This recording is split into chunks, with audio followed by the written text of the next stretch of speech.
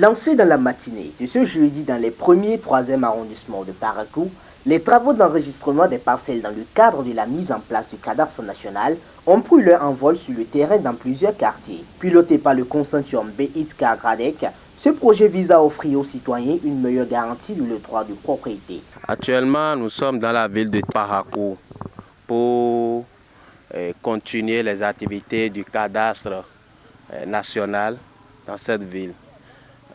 Une fois venus dans la ville, on a constaté que la population nous a bien accueillis.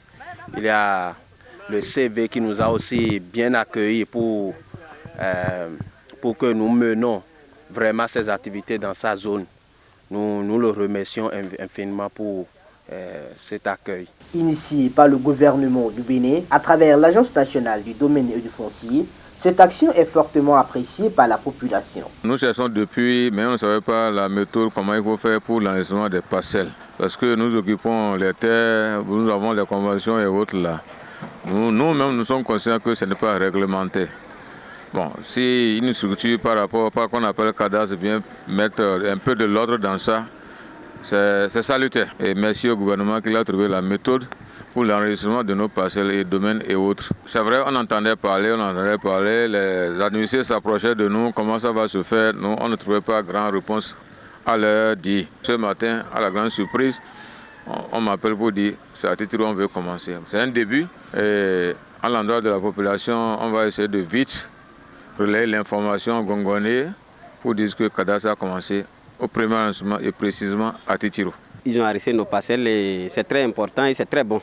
Les gens, leur travail, ce n'est pas facile, mais on les apprécie trop parce que c'est un travail de patience. Ils sont patients envers nous, ils viennent, ils se présentent et ils nous posent des questions, ils nous disent ce qu'ils sont venus faire.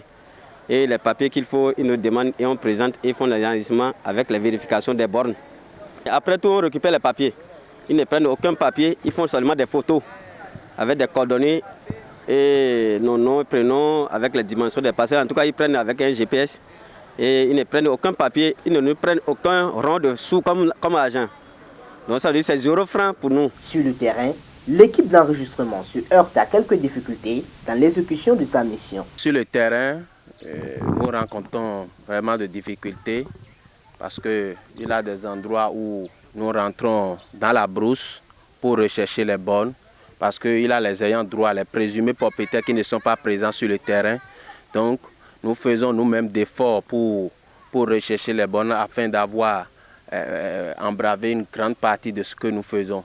Sinon, sans bornes, nous ne pouvons pas enregistrer ces parcelles au plan cadastral. Non plus, sans bornes, nous ne pouvons pas relever ces parcelles. La population collabore bien avec nous. Il y a pas mal d'ambiance qui règne avec nous et la population, puisqu'ils sortent, nous les expliquons le bien fondé de ce que nous faisons. Ils sont tellement contents de l'opération et puis ils nous encouragent également d'aller jusqu'au bout. C'est difficile, mais ils nous encouragent également. Le démarrage des activités sur le terrain marque une étape décisive dans la sécurisation du foncier dans ces zones de la commune. Abonnez-vous à la chaîne MP Vision TV et activez la cloche de notification pour ne plus rater nos vidéos.